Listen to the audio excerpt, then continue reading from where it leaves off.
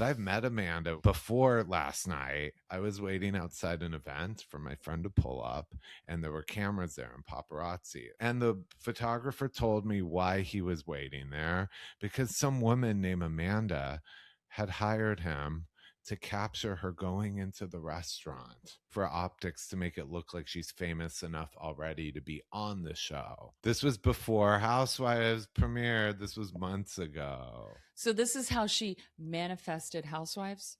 Yeah.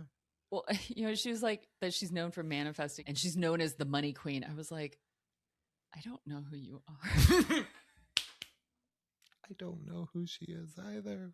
Lived in LA for so many years and very woo-woo about stuff. And look, I love a book. Like, I love to like figure out how to like get money in my life and stuff like that. But at the same time, I was like, I have never heard of you. I had no idea who she was. And my big question, did she literally just buy Kyle's house hoping that would somehow give her an in on the show? Yeah. Right? We gonna stir it up and do things our way. So if you wanna move, get out of our way. Hey. Oh, happy Monday, everybody. I've got my sexy Phoebe Buffet. I have a gold voice, but I don't. I just have my party voice, my post-party voice. Yeah. I was gonna open with a little "Hi, honey," because that's where you were last night. Give us a second. We're about to get into it. Kathy Hilton's The Christmas Party, the one that Erica said a few years ago. Kathy holds the key to the real Beverly Hills. This is that Christmas list. Yours truly. If you're on YouTube, which you should subscribe to, by the way, you could see me waving with glee. And I'm incredibly jealous because I could have gone with you, but I already was double booked that night with 2 other Christmas parties. And I was like, God damn it, Kathy. God damn it. Why couldn't she done it on my birthday? Then that would have been perfect. I just want to say you're like either you're a better person than me or priorities are horrible, because that would basically, as we know, drop anyone, anything. It's basically Kathy both. says I'm a better person than you, and my priorities are horrible. That is why I'm not successful in Hollywood, because I have good manners and I do not drop people for something better. So yeah. Well, I was to be like, yeah. Oh, well, I guess we should get into it though. But you know, to get updates like these, make sure to subscribe, make sure to follow, make sure to these kinds of things just drop. You never know. Yeah, make sure you hype us too if you're watching on YouTube, or if you're watching on like your phone, your mobile device. And you also get only 3 a week, so you should save 2 of those for, you know, the Monday Beverly Hills episode and the Thursday Vanderpump Rules episodes. Just saying. Yeah, remember, we're on twice a week. Yeah. Well, before we get into this week's Beverly Hills episode, I'll tell you a little about last night's Beverly Hills party. Kathy Hilton, the Hilton Family Christmas Party. Again, this is the private one. This is the one you're either on her list or you're not, and that determines the next year for you in Beverly Hills. And I don't mean the show. I mean, like, it's a mix. And this is not the same as like last year's DirecTV party. She'd had the 2 previous years, she'd had parties in concert with DirecTV, or DirecTV hosted them at her party, at her place. Yeah. Like, technically, this is actually her, Kathy and Rick Hilton's Christmas party. Right. This is like the mix of everyone from Bravo, from like literal society. I mean, people flew in from Palm Beach, from New York. It's amazing. You can turn and like literally next to Tiffany Haddish is some lady from the Upper East Side with a university named after her great grandfather. It is just like, I can't. And you know how that gets my mind going. I'm like, I can't decide which one of you to push aside. So no, but so I guess get straight down to the Housewives who were there. It was like, I always joke, I haven't been to BravoCon because of like these parties, they're my BravoCon. Yeah. I have them all captive. So And you didn't have to pay anything. right. So, and I don't have to buy a t-shirt. I just corner on. Hey, Bessie. How are they going to say no to me when you're in Kathy's house? So, from this cast from Beverly Hills, we had Rachel Zoe. I bumped into her. She's nice. No meaningful interaction there. The newbie, Amanda. Mm-hmm. Amanda and I shared a table at dinner. That's where it was open seating. I sat with her and her husband. Mm-hmm. I can tell why. I mean, we'll get into it on the show. I can tell just from the show that which she premieres this week, they don't like her. Mm-hmm. And I could see. I'm just going to leave it at that. She's a little, even in person, she was talking about the manifest and numbers, like business numbers and hustling and all that. And it's very MLM. That's all I'm going to say. I was like, yeah. Very much like read my book, take my course. Oh, she was talking about her book, her course, the numbers, the sales on it, all this and that. And I was like, yeah, it's a little, yeah. Sutton, guess what? Your BFF. Sutton and I finally got to talk after we've been bumping into each other for a couple years at least. You've been bumping into her, but she's been looking right through you like a ghost. So she finally saw your visage. It finally materialized in front of her. You know, often it's like really crowded. And let's be honest, the accusations are true. She's a little bit of a climber. I respect it. So, I mean, in that setting, just like I don't know who to focus on, she doesn't either. True. And I found, finally we're in the right place, right time. Spoke to her for a couple minutes. Very nice, I have to say. Very nice. I did not mention that I'm like one of her number one tormentors on the internet. Smart. That happens a lot. The only time I did it was Emily Simpson. I was like, listen, I have to tell you something. I'm done Gunvalson. But like with Sutton, she could have easily thrown a drink or slapped me. I mean, I've done. We're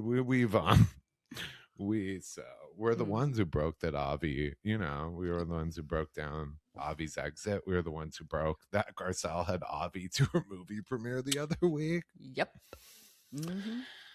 Oh, luckily, we were not on the main road. We were on a much, much better road. Around the corner. So, it was there too. My faves, though. So, yeah, there's sometimes, I rub Housewives the wrong way, but some I adore. Bozema was there. My angel Bozema. She's so nice. She's so nice. And she was there with Keely. And Keely and I were hanging out for a few minutes. He's really cool too. He remembered my name and everything. So do we have to warm up to Keely now on the podcast? Do we have to give him a chance? Damn it. Yeah, and they were there with her daughter too, like a family unit. Aw, I do like her daughter. Well, I mean, I like Bose and I like her daughter. So yeah, I'm just always gonna be. Men have to earn my trust and respect. It's just not automatically given. So that's all I'm saying. And so as long as Keely keeps showing up in that good way, then he's earning it, He kind of alluded to that. Like he knows he has to earn his place with the fans and stuff. So he was like, I'm trying.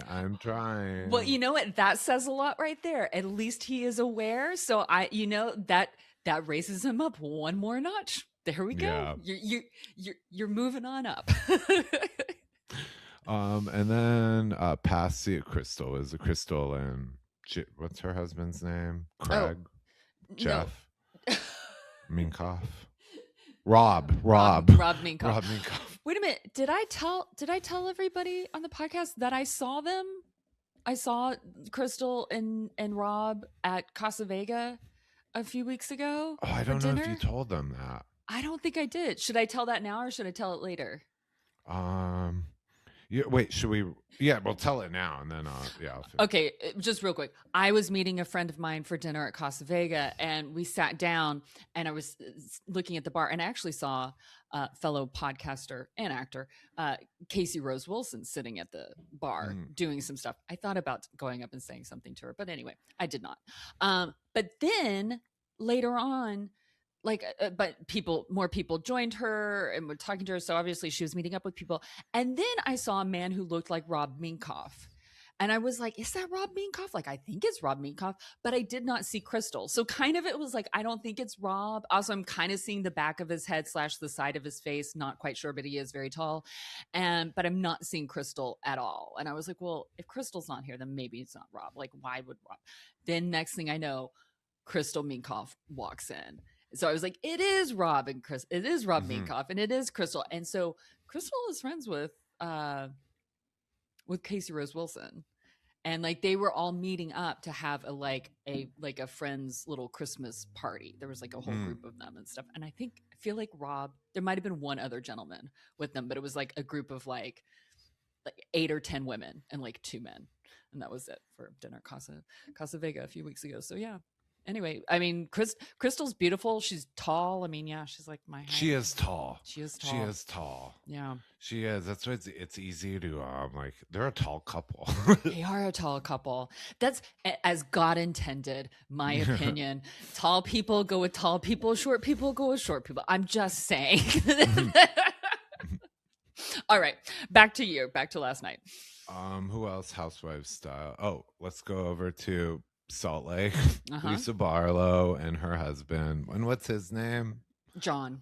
John. I was gonna call him Henry. Is one of her sons Henry? Yes, one of her sons. Okay. So John, nice, whatever, brief interaction. Oh, but did I talk for a while?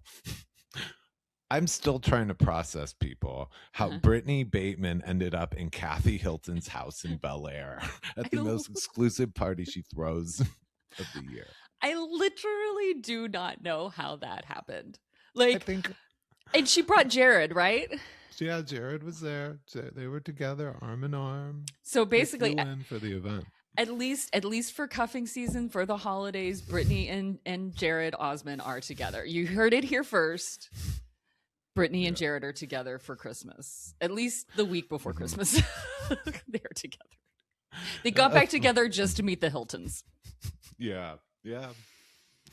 And I have to say, she's very nice. Absolutely nice. So I feel bad telling this fun little interaction we had. I spoke to them for a while, totally nice and everything. But when I was kind of introducing myself to her, she clearly was pretending that she knew me because she was like alluding to having met, like, oh, I remember you and this and that. And I'm like, we have never met. I don't even think I've said my name yet. You don't know who I am, where we're like the whole thing. But she was being nice, but she was just like totally faking. Like, I'm like, anyways, that went on for a few minutes, but I did get to have a little. I told her how much I love her Pink Pony Club TikTok. I've watched it 100 times. And she gave me a preview of her upcoming TikTok. And you're going to see it. It's like Delta Airlines with that unicorn from the show. Oh my gosh. She has the unicorn going through baggage claim, but the baggage carousel. That's all I can say. But I got to preview it and give her little pointers because that's what I do.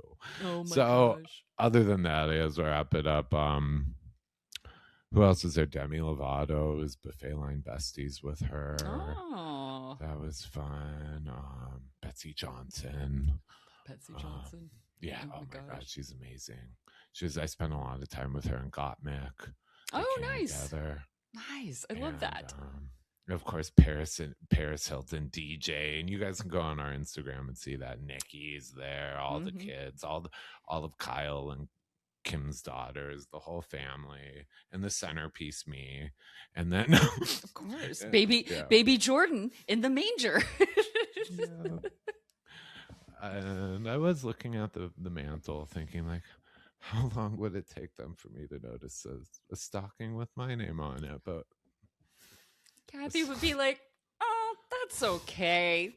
He needs a stocking." What else does he have going on in his pathetic little life. Okay, so I guess we should go into the actual show. Yes, the actual show, Okay. which is Peacock's doing it again. It's episode 2/4 because they're putting Watch What Happens Live. Oh. Like, right, and I'm like, I was like, ah. Okay, real quick, because it opens with them going into Rachel's house.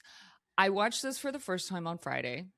And then, of course, I watched it again today to take my notes. But I swear to God, the first time I watched it on Peacock on Friday, the Chiron, when going into Rachel's house, said Rachel's rental house. I swear to God. Because I was like, oh, they're admitting it's a rental. That was my thought. She rents. Yeah. Yeah, I know that from back Today, when I watched it, it just said Rachel's house. Oh, she may have put in a request. Maybe. Because I mean, I don't see changes like that very often, but I swear to God. So if anybody else watched it live, it's on their DVR, from Thursday night when it aired, please tell us, please put a note, because I swear to God, it said Rachel's rental house. But I am getting old and I do need reading glasses, so I could have misseen that. But I swear to God, it said Rachel's rental house. It is a rental too, so I would believe it. I mean, they do, The one funny thing about that house, when Bose walks in, because Bose coming over to visit, she goes, "I love a good foyer." And I was like, "Oh, this is why we get along, future bestie." I love an entryway too. Yep. But that's also why it's a rental, because it's a not very furnished foyer. Sure, she's got pictures of her kids up in other areas of the house and stuff, but I was like, this foyer is very bare. It looks like a staged home. It looks like staged for sale, because essentially it is. Yeah, and no shade, it's a great house. I would love to be able to rent that house. I can't afford to rent that house, so good for her. And anyway, I did think it was funny when Rachel's she said in her confessional, she's afraid of hurting people's feelings, and I kind of was like, since when, Rachel? Explain how gently did you put all those? How gently did you call all your clients fat and send them into drug-fueled eating disorders in the mid-2000s? Yeah. Were you gentle about that? Exactly. Oh my God. We saw this shit that you would say to Taylor and Brad. Was it just that you were afraid of hurting either your children or Rodger's feelings? I seriously doubt that. I don't know what you're talking about, Rachel. So I did appreciate when they got into when she was talking about Rodger being photographed with this picture and what a reaction was, which was, think about the optics, dumbass. Think about the business. Think about.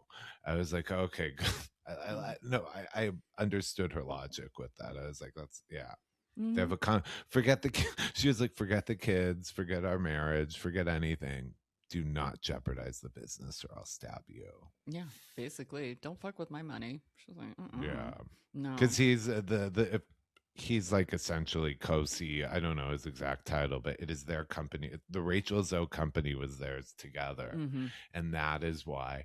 And it's hard to separate a name, the person, from the brand. So that's why they have to live the image, and that's why them breaking up could also make investors nervous, things like that. So that's what she meant by it. Although I did make a note. I was because kind of talking about him and PK and Mo. I was like, these men just don't care. They just don't care. They will walk around with their new girlfriend, these new girls, willy-nilly. But the thing is that what you say is true.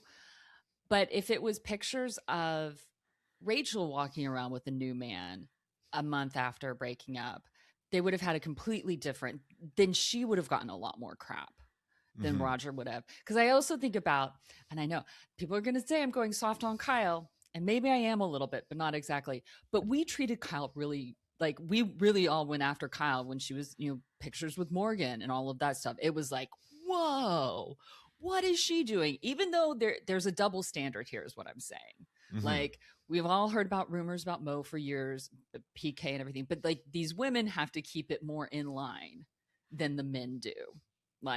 That's all I'm saying. It's I'm not saying it's right or wrong, but that was just something I kind of noticed overall in this episode, and it actually started even with the first one, because also they talk about Kyle's dating, about how Kyle got like defensive about that. In this scene, Mm-hmm. I mean, you can tell Bose is frustrated. Rachel says she's frustrated with walking on eggshells around Kyle's. Like she said, my husband's out there, photographed his new girlfriend weeks after we break up, and we can't ask. And she's just so you know, no one will say her name. They're clearly talking about Morgan Wade. Mm-hmm. Yeah. This is clearly the storyline that's rears its ugly head for what is this the third season in a row of dancing around. But even Rachel, who's new to the show but knows them in real life, is like, why can we not have an open conversation about this? Yeah. It really is. Like I've said before, I've mentioned before the Barbra Streisand effect when it comes to and if people don't know what the Barbra Streisand effect, and I'm this is like the very like the like Cliff Notes or Spark Notes. Apparently that's a new thing. Barbra Streisand got very upset at, I feel like it was like the city of Malibu or like the state of California, because they took a picture of her Malibu property that was on a cliffside, but it was for like basically like geological issues. But this picture of her property was on a website, and she was upset, and she basically was trying to sue whoever owned that website to take it down, because she's like, I don't want my property there. Thing is, nobody knew that was her property. Nobody knew that was a picture of her property until she claimed this lawsuit. So she caused like a bigger problem than there actually was initially, just by like calling more attention to it. So in a way, Kyle keeps bringing more attention to her relationship with Morgan by trying to hide her relationship with Morgan. And I mean, we'll get into it more with her discussion with Erica about it at the end of the episode, but I think everyone's like fed up with it, because it also holds up the show too. For her cast members, it's hard when they have to dance around this. And then you have people like, we'll see Dorit bleeding out from her divorce. Yeah. And then you have Kyle, who's like, you can't say her name. Yeah. Like, yeah, exactly. I do think it's interesting how Bose comes in and actually bonds with the divorcing women kind of right away, like Dorit and now Rachel. Like that's her kind of like way of bonding. First is like, let's bond over heartbreak. You know, I'm not opposed to it. Yeah, I mean, she, as much as, you know, her husband passed, but she talked about last year how they were divorcing, but because he got sick, they stayed together. But so she's been through it too, I'm sure. Yeah. But now she found my new best friend Keely, and she's another fairy tale ending with me as the ring bearer and flower boy. We'll save that update for later. No, I think you'll be lucky if you get to be the guest book attendant, Miranda. She's like, she didn't get to where she is being stupid. She's like, he's way too happy here. He's not coming near any. I don't know what his plans are. He's not officiating my wedding. She's gonna find Keely Grammer soon enough. Oh, Camille was there. I forgot to say that. My dear bestie, and we're actually like kiss, you know, like very like air kiss, hug, how are you? And Faye was there. Forgot that. Faye, the morally corrupt Faye and the pernicious queen. Sorry, I left those two. Those are like more important to me than current Housewives. My mind lives in season 1. Yeah. So how dare you? How dare you forget them? Oh my gosh. Pernicious. Okay. But then they move on to Kyle goes to Mauricio's new house, which is okay. Why is she still wifing for this man? Like, why? Why is she bringing these towels over? Like, sure, you got to film something, but you don't need to bring towels over. He's a grown ass. This man is in his 50s. He knows how to order off of Amazon or Target, or he knows how to tell his assistant to do that. Yeah. She did you see what she said when she brought over these towels? These are for our daughters to stay over and not your skanky hoes. Yeah. Honestly, I was kind of impressed with Mo with the way he kind of took all of her digs that she was giving him. Like he kind of took everything on the chin and was just like, yeah, okay, fine. Like very much like I know my place in the narrative of the story here that we are telling. And good for him. Yeah. I think they're trying to like modern family it. I think that's why she brings things like, well, you're still the father of my children. And so. Well, I mean, she does see this thing because she does talk about how she basically is upset that he decided to leave that condo and lease this house and was upset that he didn't tell her that he was going to do that. That basically it should have been a them discussion. And she feels further away from potentially fixing things in the future. And I'm like, what are you talking about, Kyle? Like you live in Delulu. Like, what are you talking? Like, I don't get it. Like, are you saying this for the television show? Is this what you really feel? Like, again, it kind of is almost like last year. It's like, you kind of blew like your marriage wasn't in a good place in the first place. We get that. Otherwise, you wouldn't have had at least at the minimum an emotional affair with Morgan. Like you wouldn't have. So like your marriage was on the rocks anyway. But then last year we're talking about how you seem to be upset that like you got what you wanted and now you're like, I don't think I wanted what I wanted. And now here you are and you're single, but now you're talking about trying to get back together. This man doesn't want to get back together with you. He wants to be friends with you. He wants to have like a good ex relationship with you, which is actually incredibly admirable from at least what we are seeing on the television screen. Don't know what's happening behind closed doors, but it actually seems to be, if you can divorce like this, God, please take it. Stop acting for this. I wonder if they're ever going to divorce or if what they're going to do is the Arnold Schwarzenegger, Maria Shriver approach. Is if they have plenty of money, they can live separately. There's no rush. Yeah. So if he can afford his own, a lot of times in regular people's circumstances, you're forced to, but they both have money. They both have things going on. They can afford 2 homes and just do this kind of convenient recoupling for family photos and holidays. I don't know, live their separate lives. Well, and if that's kind of the end game there, that would be something I would appreciate them being honest about then on camera, because then that comment about like you not telling me that you're going to leave that condo that you're leasing to lease a house, then that makes fiscal sense to me that would be still be a discussion that you would be having because your money is still tied up together.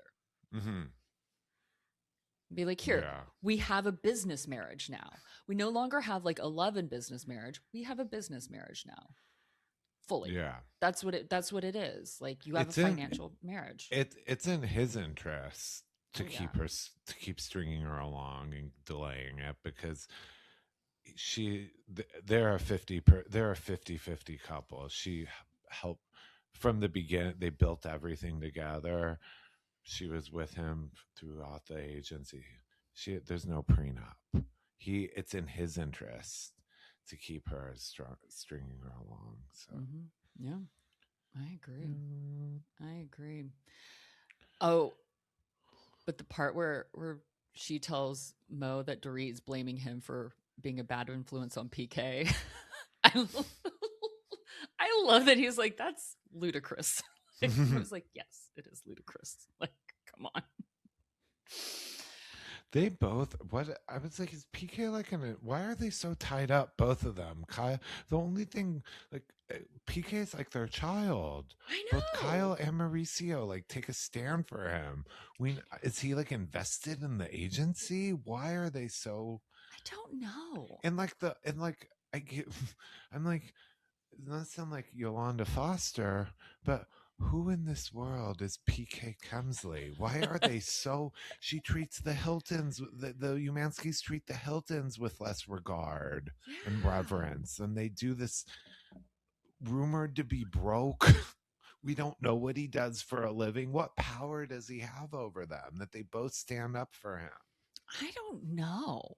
I really don't know. I mean, I could kind of see like why Mo would, because pros before hoes adage or whatever, but like I don't know what it is, unless it's like something where Dorit has annoyed Kyle so much that she's just like, or they spent so much time together, the four of them, that maybe it's not necessarily about Kyle, and I'm just going to speak for Kyle, about Kyle taking PK's side. It's just that she really does see both sides of it.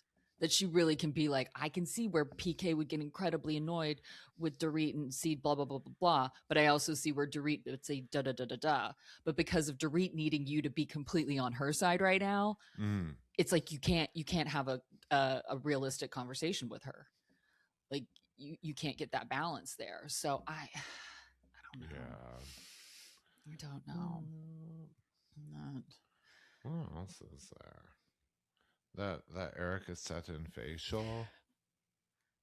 By the way, Dorit and Erica weren't there. It's just fun. These things are gonna come flooding back to me. Just gonna put that out there as we talk about people. I'll be like, yeah, I don't know. Yeah. Never seen them there, to be honest. So ever. That's true. Oh no. No, you've seen Erica before. Erica was at the pajama party Right. last month. Okay, so she's been allowed inside the house, but this was the private party. Just putting that out there. Yeah. So, I mean, what was it? They got a facial together. Oh, that's right. They got a facial together. Sutton's like, I'm surprised she's Sutton acknowledged we don't like each other, and they did the flashbacks. Yeah. I mean, I wonder if Garcella's watching any of this. She probably isn't. She's probably though getting notes back from people about stuff, but I'm sure it's gotta hurt a little bit to know that is happening, but also she does know how, you know, the how it's made. So she knows that this is somewhat of a filming thing too. Yeah. So it's like, and also it does prove her point too, though. I mean, Garcelle never made the point verbally, but her actions at that reunion, walking away after the way Sutton leapt for Erica's approval. So, I mean, that was the highlight of her reunion, remember? Yeah. I was like, what was the best part of this? Yeah, exactly. Best part. Oh, yeah. Erica, oh my gosh. Dude. Yeah. I'm trying to go.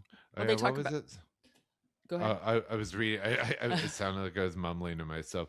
I was reading Sutton's little quote about trying to give Erica some grace. No. I'm sorry. I misread Dorit. Giving Dorit some grace. Yeah, giving Dorit some grace. Yeah, which I think is good, and I think we see, you know, because look, again, I think I will probably say this all season long.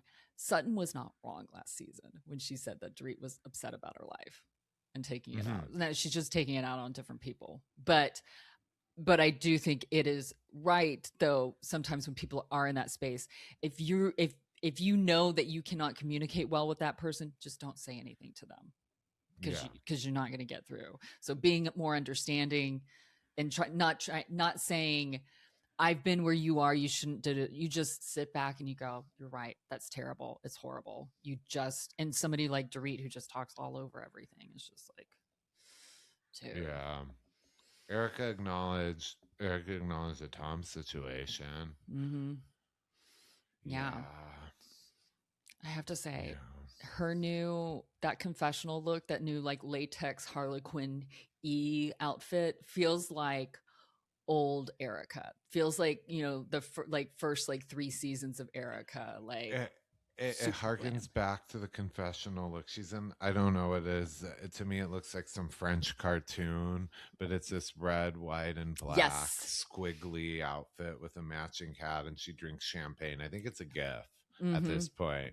Yeah. She's bringing back that the old $40,000 a month Mrs. Girardi glam squad. Exactly. This like heightened, elevated like look. Like here, this is couture, but it's not. Yeah. It's couture, but not couture, but is couture, whatever it is. But I was like, I wrote pre-fall from grace. Yeah. Oof. She says she's heartbroken for him, or not heartbroken for him, but watching him. But she has to move on, which is true. I mean, I still, just so we know, I still don't know if he's sick. I still don't like. She is now for I don't know how many seasons we've been going through this. The downfall of the Gerards. This is a fifth, but okay. I would say fifth. I mean, she's still continuing to distance herself from it and paint herself as the victim. For the first time, though, if you notice, she did acknowledge the victims. She did say, she said something, and the victims and all this stuff, because she's like, I don't know how I'm going to feel about seeing him. Will he remember me?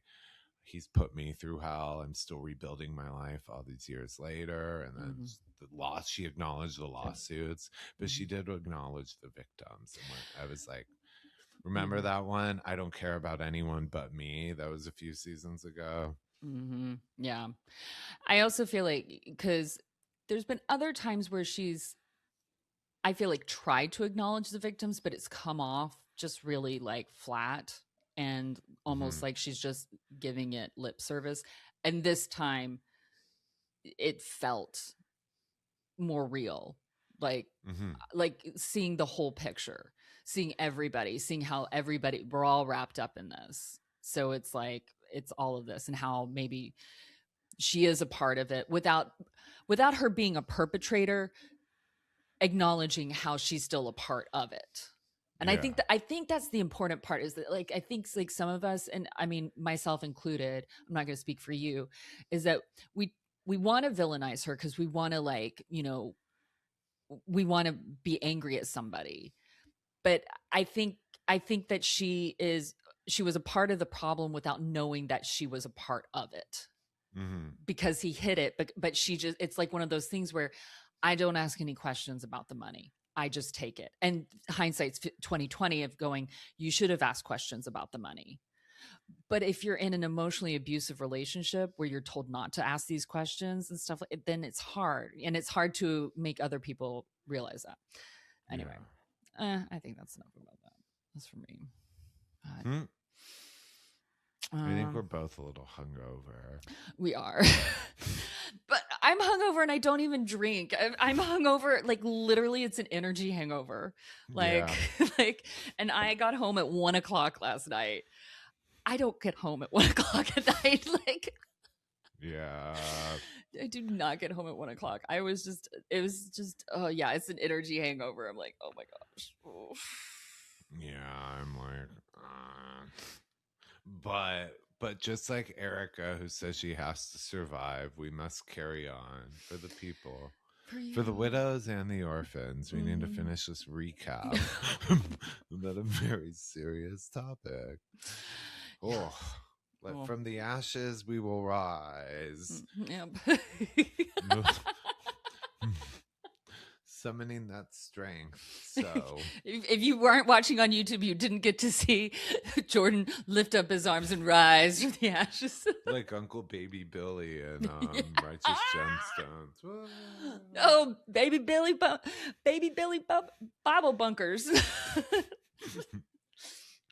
Okay. All right, let's move on. So we have Dorit and the issue with her parents, or Jagger. It's hitting Jagger. He misses. And by the way, she says he misses. Jagger, the boy, has been crying. He's closer to the grandparents now than he is to PK, and he's been crying for his Saba, which is Hebrew for grandpa, essentially. So I do look, because again, I love to throw a white man, especially a partied up, middle-aged, you know, I've said lots of horrible things about PK,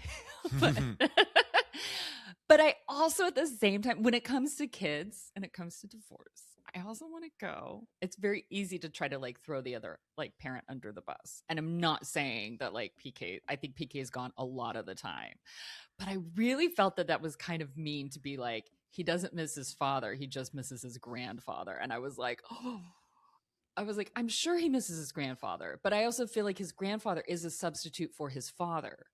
So he does miss his father, But I think because of the household that you live in, that he lives in, I think, and this is just me, this is me projecting, and this is my supposition. You can agree or disagree with me all you want. I don't care. But I feel like he doesn't think that he can say that he misses his father to Dorit, because he probably knows that his mother is upset. And I'm sure there's stuff that goes on, that gets said, that she doesn't think sounds negative about their dad. But to a child, you read that and you hear that. And I'm speaking from experience, my own experience of like, your parent could easily say, that's not negative. It's like, but the way you said it, I know. I can read my parent and know. Just like you think that you can read your children to read, your children can read you also. So I just have that feeling too, that like, yes, he misses his grandparents. Yes, he misses his grandfather, but he misses his father too. And he just doesn't feel like he can say that. Yeah. I'm not someone like, this is where one of those subjects where I'm not good at. It's okay. So, no, because someone once said, you give a major, your parents are still married energy. And I was like, I do. Yeah. You're very lucky. Your parents like each other. Like, I was like, yeah, I haven't been, but yeah. Yeah. I mean, it's interesting. I do like, I also kind of wonder, because she's like, PK doesn't give her money. That could definitely be true. But I also sometimes don't think that she's listening, because when she's like, I had to get a divorce attorney, I was like, oh, surprise, surprise. Of course you had to get your own divorce attorney. Did you think that PK was going to get your divorce attorney for you? Grow up, Dorit. I wonder with the finances, because basically the way she's putting it is she's being notified through third parties, the business manager or the attorney, and he's just throwing bills at her. And so, like, I remember it had to be last season, because we're only in episode 2. He said, you're paying the mortgage now. And just walked away from it. So, I mean, I don't know. I wonder if he feels she makes enough as a housewife that he doesn't owe her anything. I mean, the other side is he withholding money, or does he have money? That's it too. Withhold. I agree. Like, there's that. See, I don't think you and I think are in the same thing. I don't think he really has money, or very much money. And I also agree with like stuff that like Erica has said, that he's going to make it painful for her. Yeah. Period. And I think that she also lives in Delulu land of thinking that he's going to make it, that this is all going to work out, because I think a lot of things in her life had just worked out for her. Okay. And that's great for her. Lucky her. But it's coming down to brass tacks. It's time to kind of grow up. Oh, yeah. And like, I was thinking too with this, and why PK, like Erica said, he's going to make it hard on her. And also, I think the reason is, assuming what we think, that he's not as successful as he said, this is the real divorce is going to be humiliating for him when the finances get examined. And perhaps it was the smoke and mirrors, which this hasn't come out in the divorce. We've been saying this their entire marriage. America has been saying this since they joined the show. What's with their finances? Where is the money coming from? And so I think that's why he's also being hard in this divorce, because it's going to come out, possibly it's going to come out that everything he fears, that he's not the big international businessman. Yeah. Or he has money and he's hiding it away somewhere. He's taking time to like. Why is he always out of the country? I don't understand. Well, apparently just floating that. I don't know. Well, some people have left in comments that he's had a television show in the UK, like some reality television show, like it's entertainment. Yeah, he had like a real estate one. That's it. Yeah. But at the same time, that's still, that doesn't make him like super rich either. Like we know that. There's another thing. She did it while talking to her parents, and she did it again at Jennifer Tilly's place. And she's done it. This is one of the things that's actually always bothered me about Dorit, is that she constantly compares her emotional, whatever she's going through emotionally, to like others. Like she says to her mom, how you worry about me, imagine it's 100 times more how I worry for my kids. Like, it's always like, you think you got it hard, I've got it even worse. Mhm. Like, she does it again. She's like, I worry so much. Like, my child is suffering, and it like tears my heart out. Not that I don't think that it does, but at the same time, it's not as much about Jagger. It's about how much what's happening with Jagger is hurting her. Yeah. And that's where I go, I think this might be the kind of wedge that separates Kyle's experience with Dorit from the rest of the women with Dorit. And that's what I feel like. Maybe she and Mauricio have seen more of that kind of. I'm not calling Dorit a narcissist, but I'm saying a narcissistic tendency of, like, in the language of, like, well, it's a lot more like all these things relate to me and how I feel, and it's so much, you can't imagine how I feel. And then it's like, no, like, everybody has a different experience in life, like, and we just have to, like, be compassionate about people's pain. And I don't know. So that has always bothered me, and I'm finally saying my truth. You will all know the truth. You will all know the fucking truth. Yeah. Next, we go into a scene that isn't. It's like whatever, but I like to call it 3 pink Birkins walk into a store. Because that's what it was. Yeah. Sure, we're registering for Alexia's wedding. I love Kyle's like, we don't have anything planned. I was like, bitch, of course you have shit planned. I was like, stop it. You have way more. I know, plans. just like what did she say? All we had is the rabbi, nothing else. Like, no. Wait. Alexia was just over the previous episode talking about her, like, poet starlit night that, whatever, under fairy, whatever. You've got She's more trying planned. to. I think Kyle here is trying to play like the cool mom. Yes. Yeah, because we know her sister. Her sister had royal weddings locked down, every petal arranged. It will be studied one day. So I think Kyle's trying to go the opposite and be like, oh, I'm the cool mom. Yep. What are you up to, Alexia? You and your cool, like, mean girl. Even and doing the, like, Amy. Yeah. Even though they're registering at Gary's, it's like, I mean, that place is fancy. That's where you go for tchotchkes, china, silver picture frames, fancy vases. Yeah. I mean, like, that's like going and registering at, actually, I feel like more expensive than even registering at, like, Tiffany's and stuff. Like, it's very, very high end. Like, you can find, like, dinner plates that are like $1,000 a plate. I mean, like, really, but the main thing is, Sutton goes there, and she matches the plates. I like what Sutton did with her hair. Whoever did her hair that day, I like that hairstyle on her. It was different and it looked good. But the main thing there is, of course, we happen to be going shopping, and just, oh my gosh, amazingly enough, the woman who bought Kyle's old home in Bel Air, she's getting married too, and she's coming to register at the same time too. That was the weakest fake intro ever. Yeah. Just like, hey, I just passed this woman on the street and was like, come on by. I don't know her, but we'll meet her together. Right, cameras up. Just say that you invited her. Just be. Yeah. I would. That's a better. Even though we know it's a setup for filming, that's a better one of, like, I invited her because she's getting married too, so she might as well. Yeah, she could have said, like, we kind of became friends when she was buying my house. That is the perfect intro. Like, just instead it was this kind of like, I was at the grocery store talking about a wedding and this woman shouted, I'm wedding. Yeah. Getting married too. Yeah. Yeah. I have so if you can tell going into the episode, these women don't seem to like Amanda. And I don't think that's going to change throughout the season. You see it in the previews.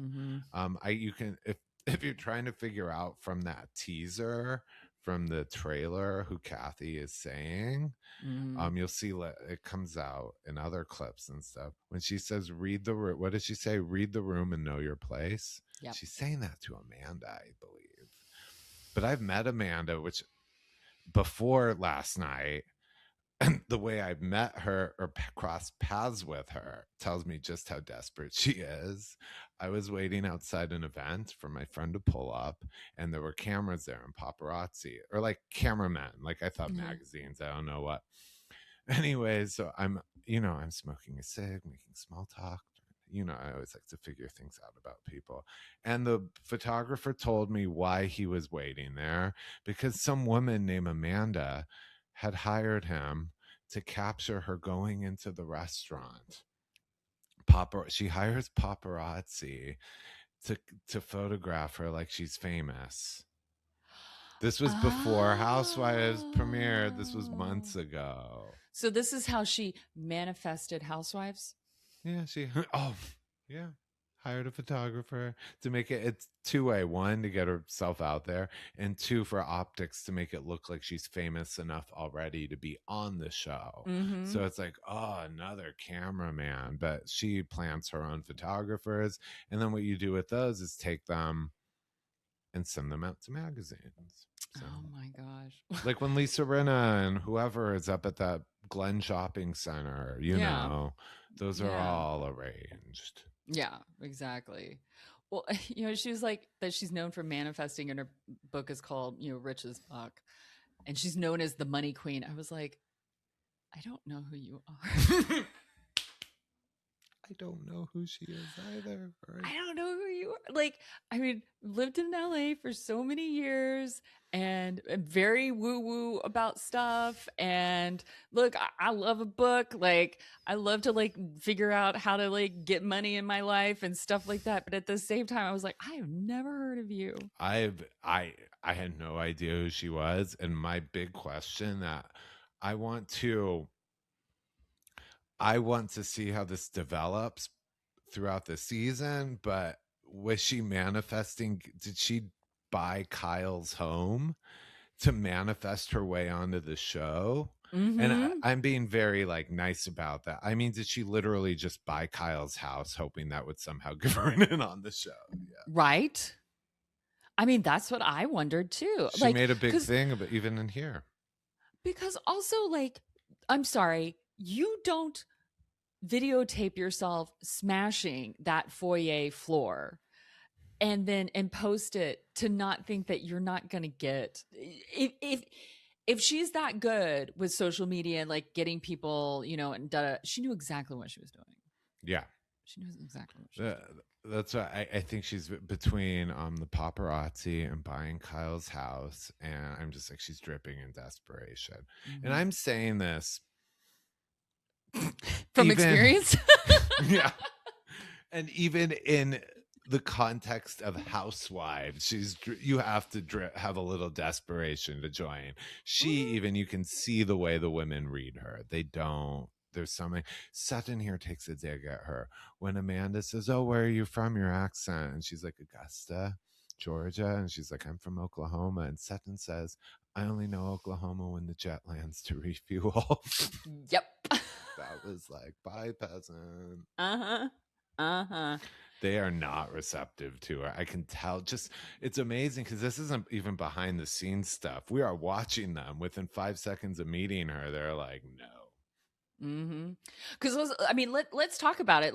Let's go to Jennifer Tilly's sip and draw, because I think that's the perfect example. I am going to have to correct Jennifer Tilly on this, because speaking of Amanda's outfit, which is not boho chic whatsoever, but Jennifer said that, oh, this reminds me of that picture, that Chanel picture with the ball gowns from 1985. I do feel like maybe Jennifer said 1985 because she knew that this girl was young or whatever. Maybe it was a setup to get her age out there.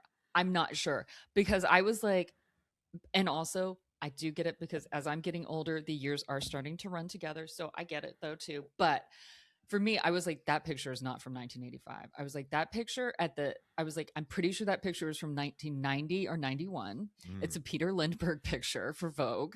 And it was like, because Helena Christensen was not modeling it. She was not in American Vogue in 1985. And it was like, and she was in that photo shoot, Tatiana Patitz, Cindy Crawford, Naomi Campbell, Linda Evangelista. Like, it was this huge, it's like this amazing, it's called Wild at Heart. It's amazing. So I had to double check and I found it. And I was like, yeah, it's 1991. It's 1991 Vogue. Oh, do you think so? They were leading in with it. Like, is Jennifer Tilly in on a takedown? Is she getting a little... It's either she's in on the takedown or she just was like mixing those years together, because that can happen. It definitely can. And for me, like, I just know that I was young enough that image, I started buying Vogues in 1989.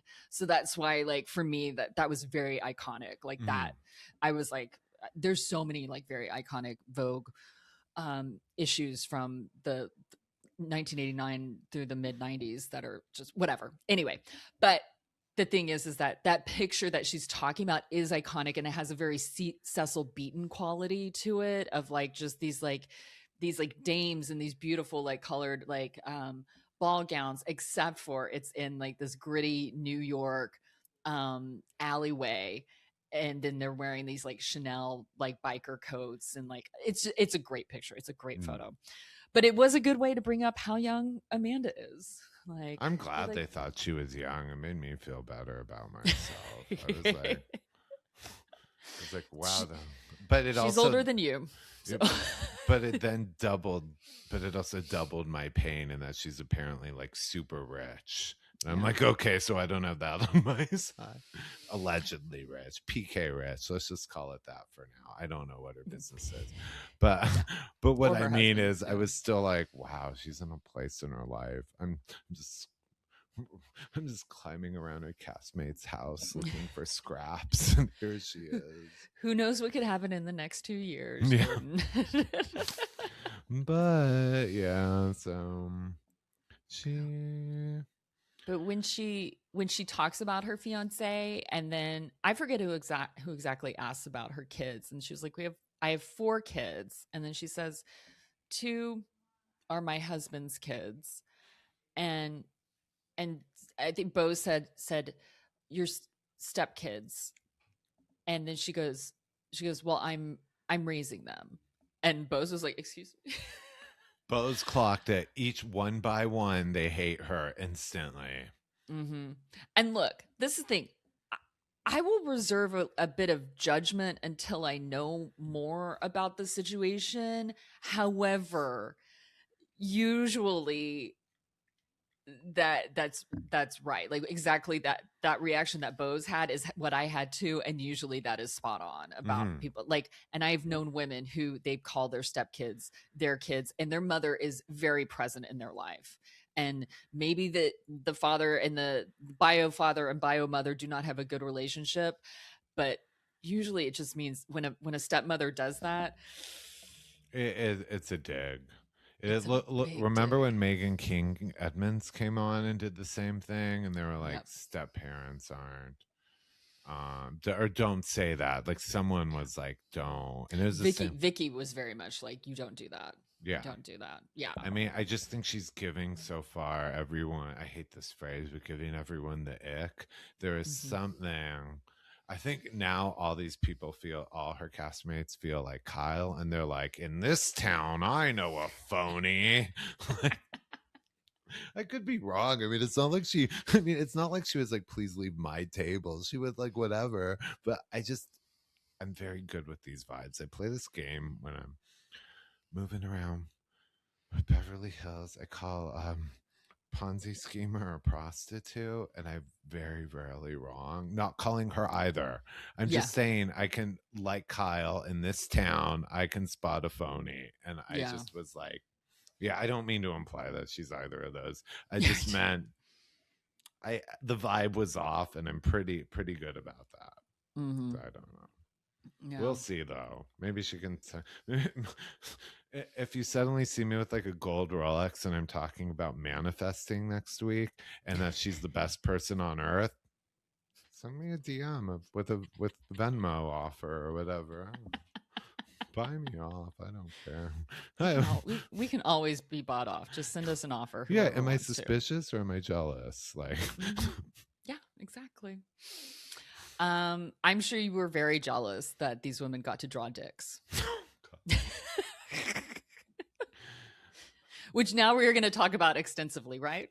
Well, I just had to say, I knew when I saw that, I was like, well, they're all saying, well, okay, Amanda's there now and she's engaged or whatever, but I was like thinking, well, they're all single. I was like, Kathy's not there. I was like, that would be inappropriate for Kathy to be there. I mean, that she's wild, she's fun, but I was like, this isn't an activity for properly married proper ladies. Yeah. I was like, yeah. Well, I mean, she's not necessarily proper in that sense, but Jennifer Tilly is not married, but she is with her partner, her boyfriend for so long. But at the same time, that he's like, go for it, honey. Like, yeah. I know you don't have energy for all those dicks. I mean, have they done this on Housewives before? Other franchises? Or? I feel like one franchise might have done it with like just a dick. But I don't remember. They were actually they weren't like super inappropriate. They weren't like doing, I was waiting for it to be like really like, it wasn't risque cheesy in that sense. Yeah, that's what I mean. They really were just kind of like, it wasn't like, they weren't treating them like strippers. No, they weren't doing that kind of a thing. Yeah. And I thought it was, I was like, I don't think I would want the dicks that close to me. That's just me, but that's just me. Anyway, I did think it was funny. Basically, at the end, they had a shot of one of the models had a drink in his hand, and he was like doing a backstroke in the pool, completely naked. I was like, "Good for you, honey. Good for you." But after the drawing, then they go and they have like desserts, and then we get to talking about dating again, Kyle's favorite subject. Oh God! Again, now it's taken her how many 3 seasons at this point to admit she has dated someone. This is all the same person. It's Morgan. It's everything that's been discussed. Maybe next year, maybe for season 20, she'll reveal she held hands with someone back here in 2025. I mean, it is just the pace at which she is revealing this old, widely known information is just like. Well, I mean, she doesn't even admit that till the next day, or quote unquote the next day, till she meets with Erica. But like, again, like, like both Jennifer Tilly and Bose ask her about dating, and like basically Bose is like kind of wanting her to admit that she's been dating Morgan and stuff, and like Kyle's just like not gonna do it. She's just not, but I could also see why she wouldn't want to do it to Bose, because they're not that close of friends, yet or whatever. But it was interesting because Kyle asked Dorit about dating, and then Dorit says, "My husband is too busy torturing me." And I was like, that has so many levels on it. Like, why are you still calling PK your husband? I mean, you're in separation. I guess he still is your husband, but it's like soon to be ex. And then like, but again, it's about him being too busy torturing you, and then of course, like PK wants to stop the kids from going to Florida. Who didn't see that coming? They were smart to say call his bluff. I mean, look, he has enough money for these lawyers. Something like sending that legal letter, it's all billable hours and everything. That little letter probably cost, I don't know, $500. Yeah. So I'm like, he's really in a hot, He's just, I think this is when I started thinking about why he's going to make this so difficult and punish her. And it's because, because as this divorce proceeds, and I don't know, maybe they're going to get forensic accountants involved. It sounds like their finances are going to be messy. We observed it when their marriage was in a good place. Mm-hmm. I think he's going to be humiliated. Mm-hmm. Yeah, I think so too. I do. I think so as well. You know, it. She says she does the thing that I complained about before, where she goes, Jagger becomes the boy I used to know 5 minutes after my dad arrives. Do you know what that's like for me? I was like, Mm-hmm. girl. I mean, Kyle hugs her and that's really nice, but then immediately like rejects her when they start talking about the whole like Florida PK thing. And like, basically, I mean, it's so interesting because Kyle is basically saying to call his bluff or like find this like compromise. And Bose is agreeing with Kyle, but Dorit is hearing none of it from Kyle. Mm-hmm. Like literally all the other women in the room are saying what Kyle was trying to say. And she's like, okay, but she's like going in after Kyle. And I was like she just takes her anger out on Kyle this year instead of on Sutton last year. Mm-hmm. I think too, like last episode, I thought that Kyle was lying. She was very awkward when asked if she's still speaking to PK. Mm-hmm. I wonder if it will come out I just think Dorit takes it the wrong way from Kyle because she thinks that Kyle is being a mouthpiece for PK. Look at, I can definitely see that. And like, I do think that Kyle has been charmed by PK. And I think Dorit knows that. But again, like, I do think that like the four of them as couples, like had this relationship. And I think that because she's still very close with Mo and he's close with PK, I think even if she's not talking to PK directly, she's hearing a lot of stuff from Mo. You know what I mean? And then Mo's here, you know, like I think that's where it all comes in. So it's just messy because she almost can't get away from it completely. And like she's unwilling to pick a side. That's the whole point. She's just unwilling to pick a side. Yeah. No, I don't I get why Dorit doesn't trust her at this point. Yeah. I'm not saying that Kyle is necessary, but I was thinking about I was like, it's a suspicion because I think Kyle is smart in saying like, try to find as much common ground when you can. Yeah. Because I think Dorit can screw herself though. Like the amount of stuff that she might end up saying this year, she should watch herself and what she says.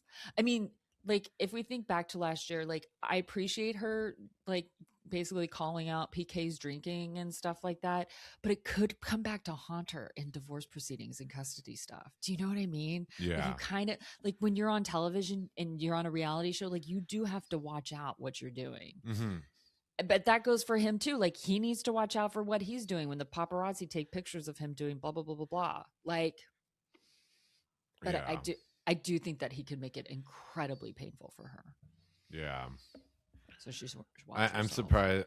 I was waiting for him to file for spousal support from Bravo, from Dorit. And I've always wondered if the show is what was keeping them afloat. There have been so many, the house always teetering on foreclosure. I mean, it's not good. Yeah. The gambling debts. There were all sorts of things throughout the years. And he also called me a C word once on Instagram. Yep. So for confronting those issues, let's just put it now. Yep. Let's talk about the husband. Yeah. Let's talk about what you don't want to talk about. Okay. Well, the next day, the quote unquote next day, Erica goes over to Kyle's and they talk about Morgan basically without saying her actual name. Again, without the actual name. I don't know who Kyle thinks she. Guess what? We've watched this town for years, Kyle. We can spot your girlfriend in this town. I mean, it's very confusing as a viewer, I think, because I mean, look, I feel like we're being, I don't know if gaslit is the right term, but maybe that we're being told, first of all, that what we were seeing between her and Morgan wasn't real. That we were being told that what we were seeing was just friendship, that it wasn't anything more than it was. Well, it turns out it was exactly what we thought it was. But then we're being told that we shouldn't be talking about it because Morgan is a private person. Morgan is a celebrity in her own right. She became an even bigger celebrity because of being on this television show, and she was willing to put herself on this television show. Yeah. I do understand how she could be naive to not realize the impact it might have on her. That is true. People don't realize what it's like to put themselves on reality, what happens once you put yourself on reality television. Like it is, people will say, you know what you're getting into.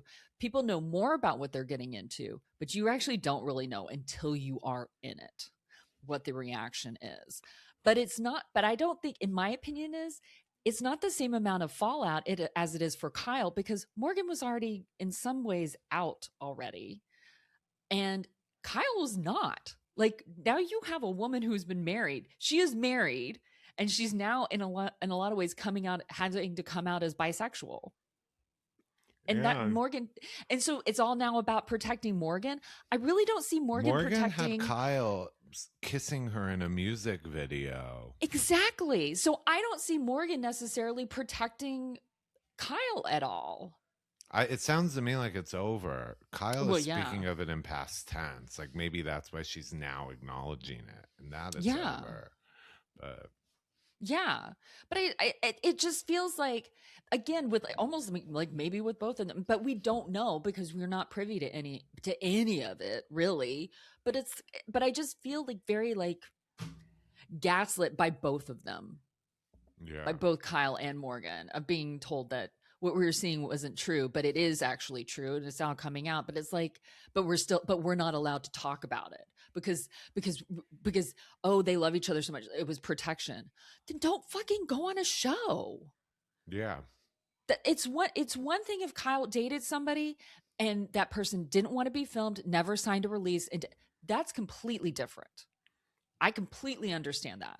And just kind of like, go ahead. And I was saying also, Kyle didn't go out to Nashville or whatever to have private times with Morgan away. She had her and Morgan were going up and down Rodeo Drive, any Robertson, any street with paparazzi to be photographed suggestively, like get us talking about the Brentwood Country Mart, like all those places, like they were going to like play.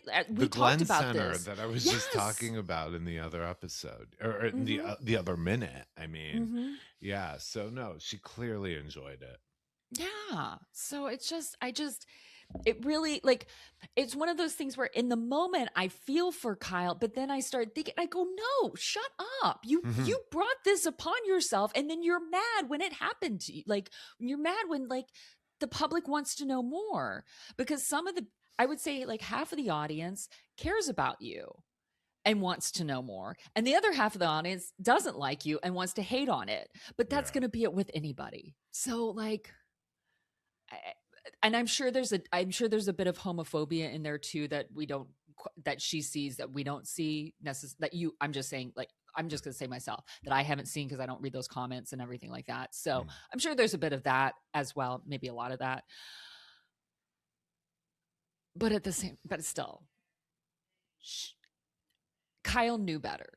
If Kyle didn't really want this in there, she knew better. That's all I'm going to say. Yeah. That's my feeling at this moment, December 14th, when we're recording this. So it can change. I can change my mind. I reserve that right. But yeah. Well, on that note, I think it's time for bed. I was say, if you want to make it anywhere in this town, you just click subscribe, follow, share with your platonic / non your platonic slash romantic girlfriend, friend, country singer, reality star, whatever they are to you. Yep. Divorce attorney. Oh, definitely share us with Disso Queen Laura Rosser. Yeah. Yeah. Favorite. You know, we recommend her to everybody. I by this point, maybe at some point she'll owe us a free divorce because some free work. Right. Or even it doesn't have to be divorce. Like I'm sure she could handle a quick little defamation suit from whoever hates us. That's something like that. Yeah. We've done a lot. We hype her up. We do with our humongous platform. And if you want our platform to grow even more, please share us, please like us, please hype us, follow us more, subscribe. Yep. And we'll be back on Thursday with Vanderpump Rules. Hey, you hate watch it, love watch it, whatever you want to do, just watch it. Or watch us. If you don't want to watch it, just watch us watching it, and you'll get your fill. That's what I do. I don't watch Sister Wives. I just watch other people talk about Sister Wives. It's perfect. So yeah, that's what we're here for. Well, on that note, happy holidays, honey.